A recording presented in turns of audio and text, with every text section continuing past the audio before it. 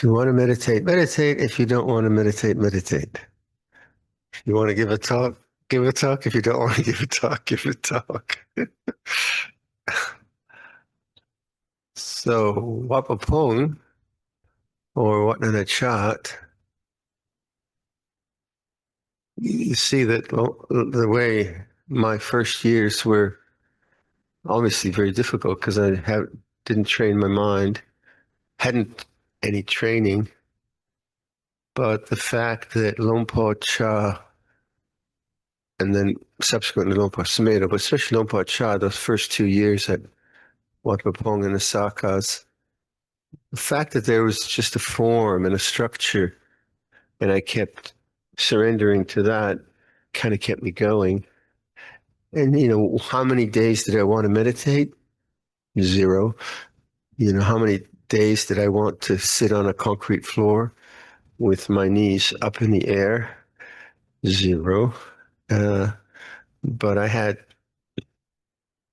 wanted to understand myself. So although my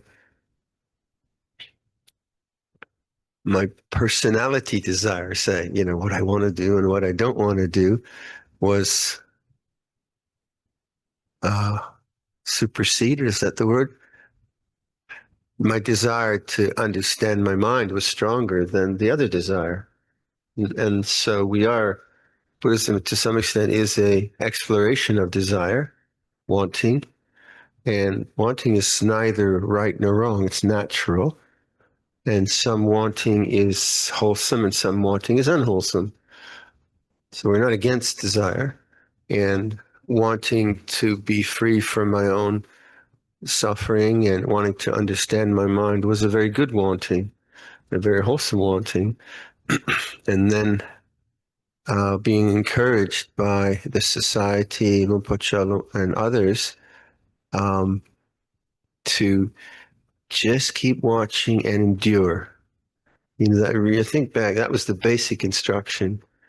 Anapanasati, first of all, I didn't understand Thai, and they were speaking Lao anyway, so I was utterly confused. I really was. And then the body it was very hot, and my digestion didn't work. And then I had jungle fevers of all kinds, et cetera, et cetera. So physically, the experience was probably not that easy, but I was young and I was strong. And I think I liked the challenge. I liked the challenge of being there before everyone, or being there on time, or sitting through with Rinpoche, whoever was sitting through the meditation. So that was the good part of my desire system. And then the bad part, or the suffering part, was the desire to get rid of and the desire to become. And vibhavatana and bhavatana. And obviously I had to differentiate between the two, but what kept me going was a schedule: morning chanting, evening chanting, Tamwat Chow, Tamwat Yen. The morning bell would go at 3 o'clock, I think, was it? 3:30, you had to be in the hall. So discipline, just simple discipline, a young guy who's undisciplined. And then sitting through until the end of the bell. So you never dreamed of leaving the hall before the bell rang, which is the same here. And those little things just added up to more and more mindfulness. And then as the mindfulness or awareness, or whatever we want to call it, became stronger, some kind of insight began to arise. I just began to understand myself more. So in the beginning, it was lots of confusion and what am I doing here? But there was something bigger. There was always something bigger than those particular things.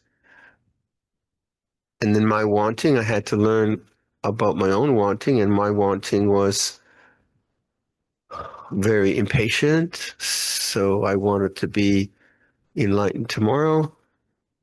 And I had just arrived yesterday. And Rinpoche said, no way, Jose. Yeah, this is going to take a time. And they were not complicated instructions. It wasn't like he was giving me a detailed analysis from the Abhidhamma about Paticca. He said, Oton, 5 years, hang in there, Mapinlai, Mainer. So the instruction was very, very simple, but then also I didn't understand Thai. So maybe that's why the instruction was so simple. I had no choice. I just thought of that now. But I think my teachers, Luangpor, Luangpor Cha, Luangpor Sumedho, and others that I've had the good fortune to meet, I think they've all had a kind of a gift of simplifying the complex. And if you've listened to Luangpor Cha's in Thai in his teachings and or Luangpor Sumedho's or read the books, that Luangpor Cha's constant reminder, meine, uncertainty, he would say that many times, many times, many times. That's a very simple phrase, meine, uncertainty, but to actually have the presence of mind, uh, to have the mindfulness to apply that word, that concept, that perception each moment of the day, that's very difficult. So you have to be quite present. And then to apply that to apply that to all the perceptions and interpretations of life that we have. What it did for me, I think, was it started to give me some distance. So if I use the word, let's say maybe I was annoyed at a fellow monk for having a bigger mango than me or something. Feel jealous about someone having more mangoes than me. It was sad. It was very, very sad because I was really hungry and greedy. And then, or just being angry at a monk, not because it was anything to do with the monk, because it was to do with my kilesa. And that's one thing I never understood. I didn't understand at the time, is that putting yourself in this situation is going to um, trap the kilesa, and they're going to come out. And one of the lines I think you've read from Luangpor Cha is that the tiger now is caged, and it's going to roar because it wants freedom, it wants to escape, and you're just going to have to let it roar and not let it escape. Which really, the way I understood that was, well, now I've got no distractions. Now I can't. I'd been traveling for 3 years, so anytime I felt bored, I moved on, and I could distract and eat something. So now there are no distractions, and then the fears and angers and the kind of gross kilesa just would start to come up. And where do kilesa come up? Well, they get focused on someone else, don't they? Because they need a target. So anger needs a target. So anger is not proud. It will choose anyone because anger likes a target. So someone does something and bang, they're wrong, they're wrong, they're wrong. And then I think constantly the Luangpor Cha's instruction was, you don't have to get rid of the anger, just don't believe in it. And that was, I think, my nah. It's uncertain. Now, when I can have a perception about someone, a judgment about someone that they shouldn't be that way, and then I have enough mindfulness to say, yeah, but my nah, that creates distance. That creates distance. Um, that's not a big thing, but if we don't have space, of course, we're just caught in those things.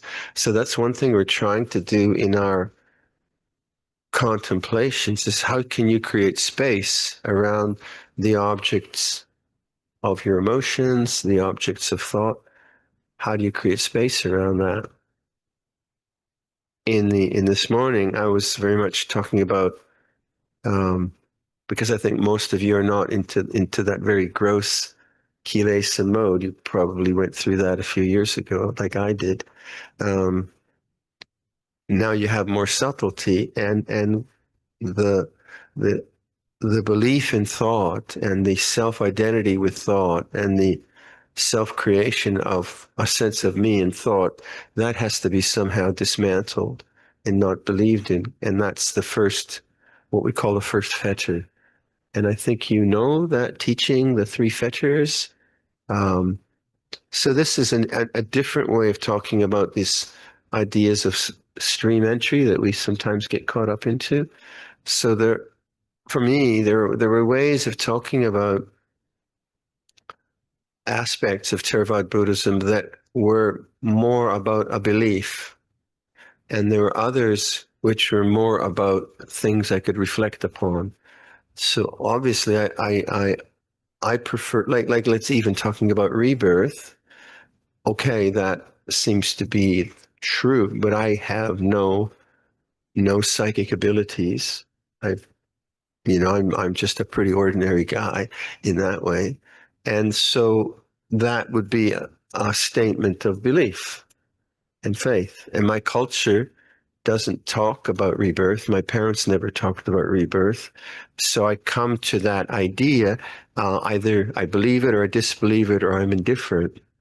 Um, so it's not important for me. It's not terribly important because I can work with it a bit. I can say maybe um,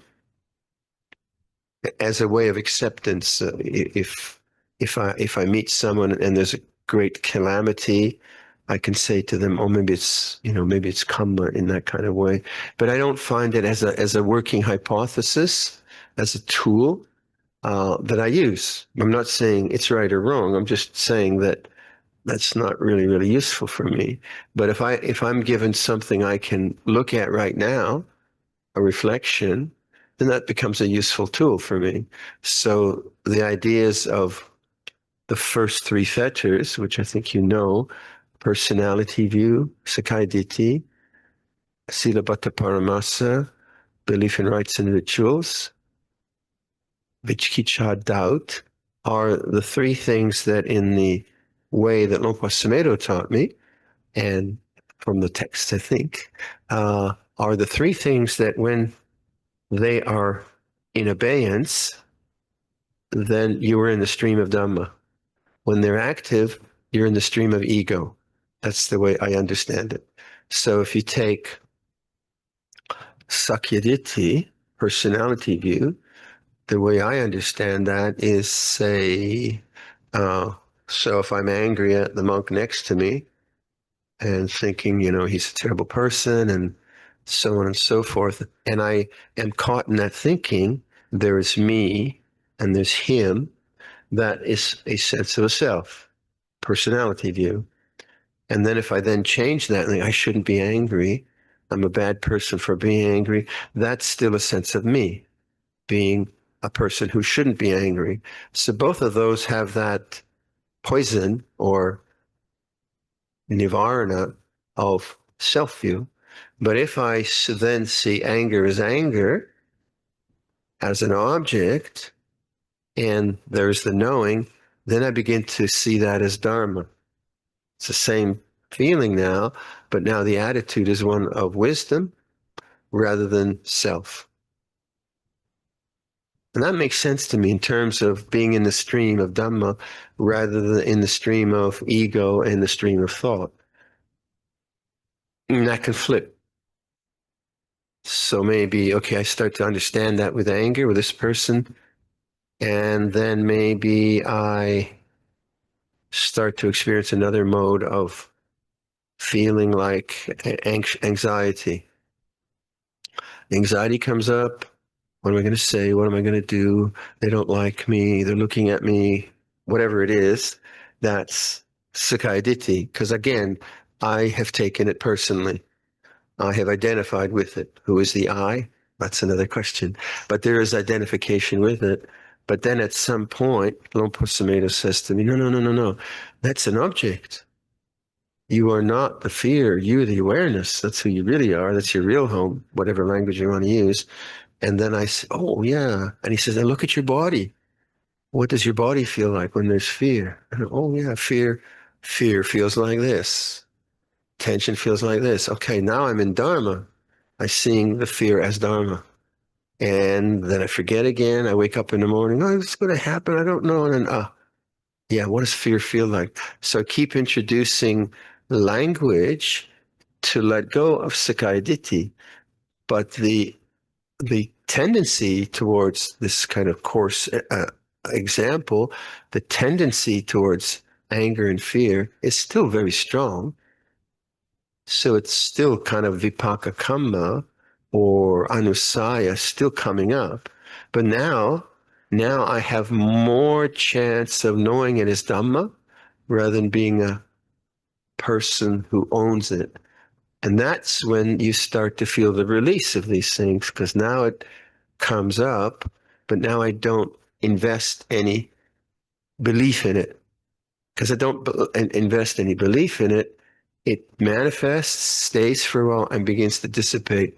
And these are the ideas of Nirodha as well. Things begin to cease in the mind. Like take something as simple as road rage. Let's say someone suffers from road rage, right? If maybe Bangkok people don't have road rage. They have road rage in the States a lot. Some, you have to be very cool in Bangkok traffic, but someone cuts you off and then we're going to get you, and you go in front of them and all this anger. This is maybe more an American movie. Um, and then the person says, that's bad news. I have to work on that. So they awaken to road rage as an object. But having indulged in that since they were 16 years old, and now they're 26 years old, for 10 years, anytime someone cut them off, it's going to come up again. That's the idea of vipaka. That's the idea of anusaya, that there is still potential for this to arise. So now, but the person's made a determination to know it as Dhamma, rather than first of all think I shouldn't have road rage or believe in the road rage. Both are actually the same kind of a thing. So then the road rage comes up and they hold on to and they don't lift their fist up, or they don't yell, or they don't swear. And over time, the road rage ceases. And that's a very important principle in liberation. But first and foremost, we have to see it as Dharma rather than as self. And for me, that's the way I use this idea of Sakkaya Ditthi. Others might use it differently. You then have to look at your own mind. Where does that sense of me as a person, where is it strongest in your self-identity? It might be that you feel, maybe you feel superior to others. And maybe you're whatever, and you look at others and you say, yeah, but I'm still better. And then you say, I'm still better than that one. Now, you may be better, but you're still conceited. There's still a sense of self. And then you look at that conceit, because conceit creates a sense of me and them. Or you may think, oh, I'm not as good as them. They're much better. They sit more still, and look at that. They come on time and they don't eat much dessert, and I'm terrible. That's still a conceit, right? It's still a me in a comparison to a other, and I'm not as good. Da, da, da, da. It's still Sakkaya Ditthi.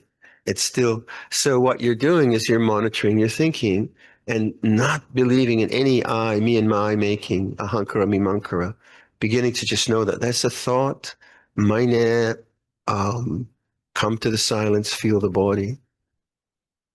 Then the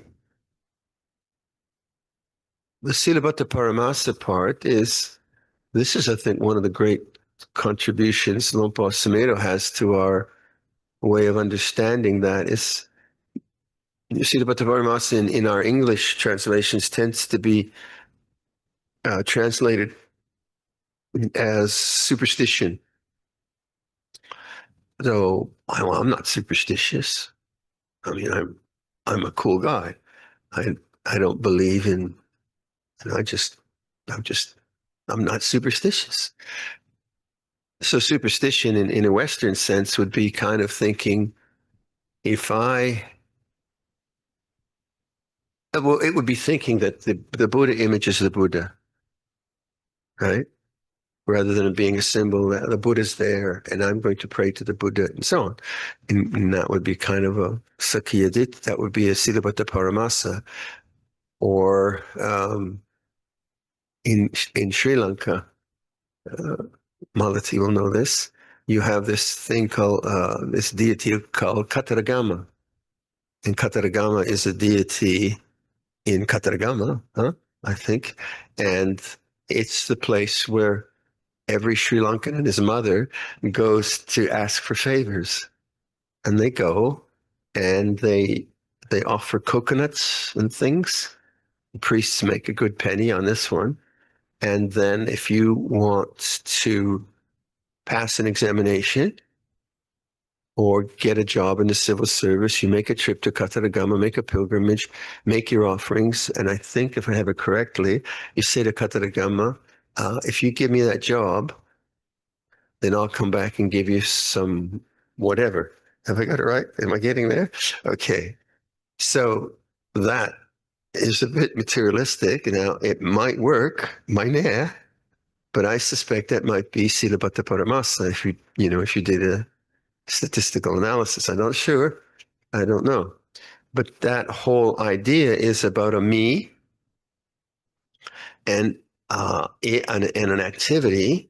And if I do this activity, then I'll be safe, or I'll be happy, or I'll be successful. So that can apply in culture. So we have a lot of cultural conditioning about what we should be, how a woman should be, how a man should be, how a monk should be. Say, for instance, when I when we came to England in 1977, Luangpor Sumedho and myself, Ajananda Viradhammo, I was always nervous that I would. It was also almost like Luangpor Cha and Luangpor Liam were looking over my shoulder. Are you behaving yourself? Are you a good bhikkhu? This kind of dad and he wasn't. He trusted us, but there was always this kind of fear. Am I going to get this wrong?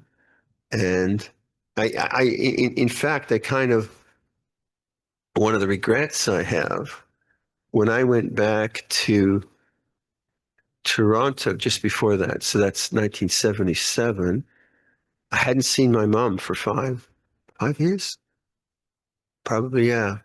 And she wanted to hug me, and I wouldn't let her hug me. And I've regretted that all my life. All my life. I still have memories of that. Oh, you stupid monk. Because what does it matter?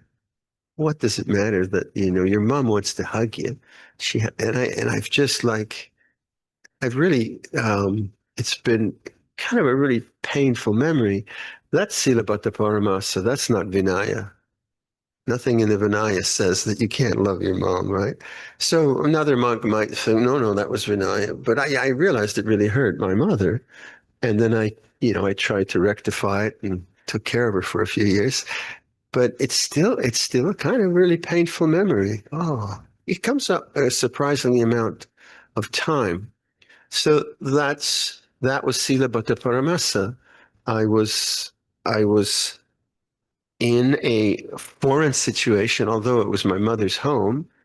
It was the first time I had been with my family in the robe. I was nervous about being a monk in this situation, but it's your mother, and she's a great lady. But the cultural attachment was stronger than my intuitive love of my mom. I didn't hurt her in anything, but it did hurt her in that. That's a kind of extreme example of Sila Paramasa. So how that would manifest would be, again, as a sense of self, and a sense of sometimes they're so embedded in you, you don't even realize you're doing it. I think probably like women and clothing and how you look in society is probably much, much stronger for women than for men because of the way the culture thinks you should be and thinks you should behave and such like. It can come up in, I think, also in, say, in terms of dogma, where you read things and then you believe that you have to do that. So sometimes, um, in terms of maybe meditation, you have to maybe get these levels or get these attainments or complicated things like that. And then you're driven by dogma rather than driven by inquiry, investigation.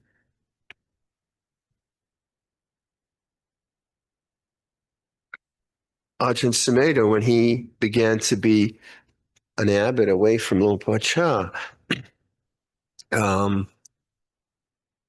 he, like, I think the first year of Wat Nanachat, if I remember correctly, he tried to emulate Luangpor Cha's style. And after a while, you could see it just wasn't working because he's not Luangpor Cha. And then he just realized, no, I got to do it my way. And then, of course, the monks would complain, you're not like Luangpor Cha. He said, correct. Very, very good. I'm not Luangpor Cha. Very astute of you to notice that.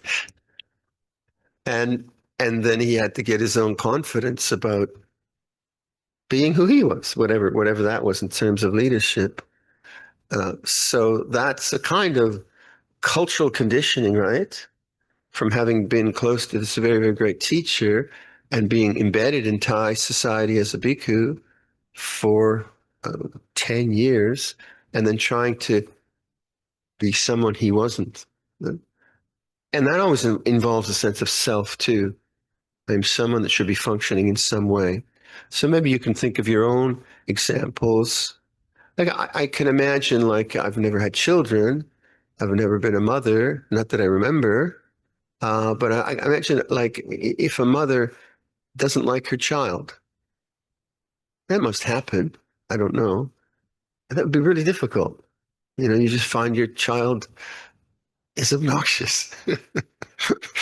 Boy, that would be difficult. That would be really, and yet that's the way it is. That's the way it would feel. And if you're aware of that, then you could just be aware. This is what it feels like. But the culture would not approve of that at all. You should be this and you should be that, and you should like this and you should like that, um, and so on and so forth. So that's the second one. And the third one is Vichikicha, is doubt. And I think you've heard me, all of you, I speak about that one a lot. So doubt is a natural phenomena that is necessary. If you didn't have doubt, you would never inquire. So if I was in the forest and I heard a bear coming through the forest, and I don't know, that's a strange sound, and I just stood there, the bear would eat me. So nature asks me, have fear, have doubt. It might be a good thing. You could run away from the bear, roughly speaking. But doubt also is a part of our intellect. And the more we cultivate intellect, the more doubt there is as well. That's just the nature of a lot of thinking.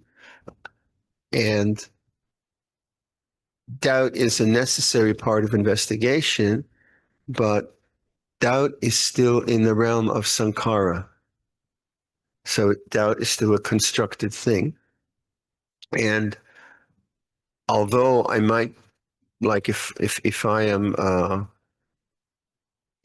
again, pragmatically speaking, if I'm trying to do this weaving design, this Scandinavian weaving design, and I'm having troubles with color and design, then that doubt really helps me. do this, do that, do this, do that. But at some point, I get crippled by doubt. Should I do this? Should I do that? Should I do this? Should I do that? And I never weave. So at some point, I have to go beyond that. But I think the most important part of doubt is that if you cannot see doubt as an object, you will never go beyond thinking. Why do I say that? Maybe that's too absolute. That's probably too absolute, but the idea is there. So what happens when intellectually, when doubt arises, say, especially in meditation, you want, the wanting mind wants an answer.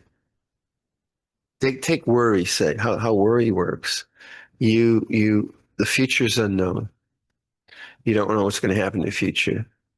Then you start to think of some possibility, negative possibility, which might happen. And it might happen, is true. So that negative possibility is very uncomfortable. So you start to think. You think, so that negative possibility is doubt or fear. What's going to happen? I don't know what's going to happen. So you start to work with that doubt by thinking, if that happens, then I'll do A, I'll do B, and do C. And then you think it through and you feel confident. That might work. You get to the place of confidence, tanha's not there. Feels good. 10 minutes later, I forgot. If I do A, B, and C, then actually maybe D, E, F will take place. So I better rethink this. Doubt arises again. So then, okay, if I do D, E, F, maybe I'll do X, Y, Z. And then you think, okay, I got it. I got the solution. So you feel confident again. Sabai. And then someone says, yeah, but did you realize that if you do X, Y, Z, it's going to lead to 1, 2, 3? Oh, I never thought of that. And then there's a doubt. So what's happening? Doubt is unpleasant. And the nature of doubt and the nature of tanha is that you want the pleasant. And what feels pleasant to you is the confidence of a conclusion. Now, that is very important in engineering work or legal work or whatever you want. But in terms of Dhamma, you're trying to get beyond thinking, and you can get very much stuck in thinking by always running around with having a conclusion, having an answer. That's why I'm somewhat dismissive of words. Excuse me for being so dismissive of words, but I think we get that's a good example. Is this awareness? Is this mindfulness? Is this consciousness? Is this conscious presence? Which is it? We can get very trying to get a fixed definition of things rather than see that words point to different kinds of realities. So if you're and there's a certain kind of personality, we call it moha jirita, right? The kind of delusion type of personality that is always doubting, always going and not seeing doubt as an object. They become the subject who wants to know. And that's different than a dosa jirita, a person who is always angry, or someone who is kind of very greedy. So it's a kind of personality type. It's also culturally very strong because we think a lot, we use intelligence a lot. And so that kind of a person will come to me and like classic questions about rebirth. I gave a talk in Malaysia last year, big group of people, and I finished the talk. Any questions? This older gentleman comes up, slowly walks up, very dramatic, very theatrical. They put a seat down for him in front of me, and so here we go. What's this guy about? And Venerable Sir, and he's got a pencil and paper. Can you please tell me how rebirth works? And I look at the guy. I said, how many times have you asked that question? I ask it to every monk. And you still haven't got an answer? No. not to my satisfaction. I said, go back and sit down.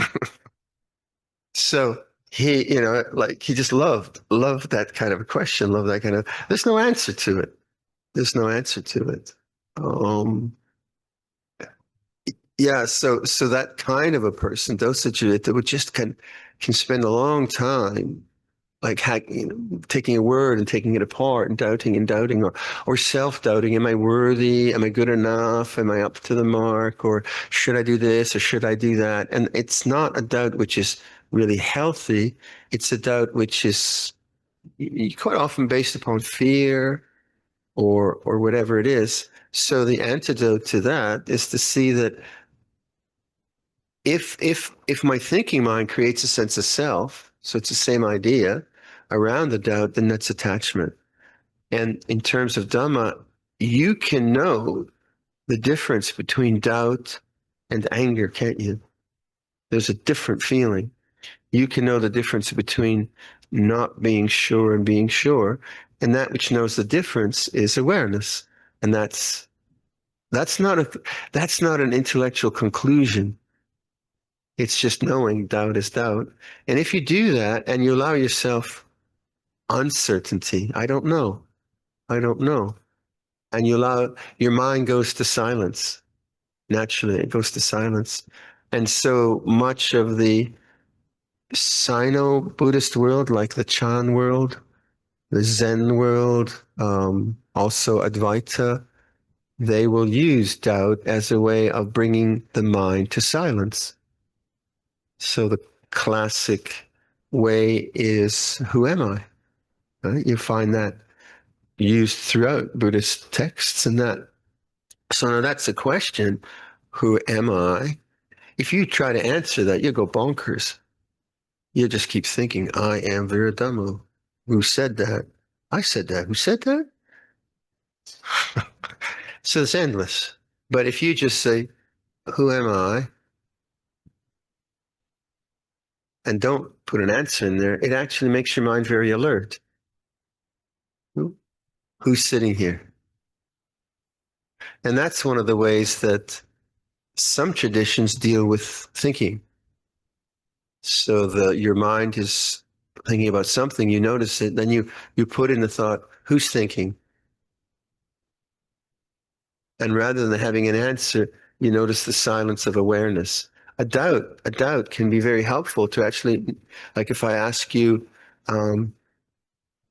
what's the color of the floor? Then you look. You might describe the color of the floor, but you look because it's a question. And before you answer that it's a gray speckled floor, you have the silence of the mind. I think in Korean Buddhism, the Roshi will walk around and sometimes just yell, "What?" Okay. And there's no answer. So you can use doubt to come to the silence of the mind. But if you have the type of mind which is always trying to figure things out, is this right? Is this, am I doing this right? That's just thought. Try not to go there. Just say, "Meine," uncertain. I don't know. So these three, to me, Sakyaditi Silabhata Paramasavichikcha, for me, and from the text, which I understand, when these are not operating, then you're in the stream of Dhamma. You know thought is thought, you know feeling is feeling, you know perception is perception, you know memory is memory, you know body is body, arising and ceasing, arising and ceasing, arising and ceasing. When you get caught by these three, you tend to create a sense of self. And then you're no longer in the stream of Dhamma, but you're in the complexity of ego, in the complexity of thought. And if you can then just stay away from those as they come up, and then you have to trust. But just go back to the fear thing again, as I said. So the fear comes up, but now I recognize it as Dharma, then it has a chance to dissipate. And that's why we say be patient. It will cease. It will cease. Don't take it personally. I won't give any instruction. We'll just sit quietly.